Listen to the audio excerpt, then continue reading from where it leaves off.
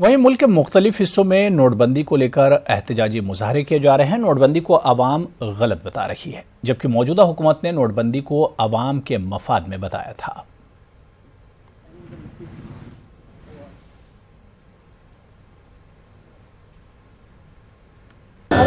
उसका तो उल्टा हो रहा है, जिससे लिए आज तो हम कॉन्फ्लिक्ट दिख रहा है क्या रिजर्व बैंक से और सेंट्रल गवर्नमेंट, प्राइम मिनिस्टर बोलिए और जो पटेल है गवर्नर, उसका भी रिपोर्ट आ रहा है जो रिजाइन देने को चल रहा है। तो यही स्थिति है, यही सृष्टि कभी कभी नहीं था।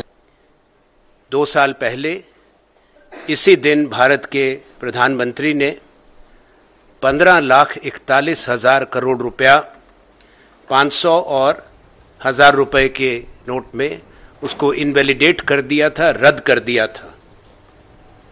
यह फैसला प्रधानमंत्री का। आगे बढ़ेंगे। दिवाली का बोनस न मिलने पर मुंबई में एयर इंडिया के ठेके पर काम कर रहे 400 मुलाजमीन ने हड़ताल कर रखी है। हड़ताल के सबब एयर इंडिया की कई परवाजों में ताखीर हो रही है। परवाजों में रुकावट की वजह से मुसाफिर काफी परेशान हैं।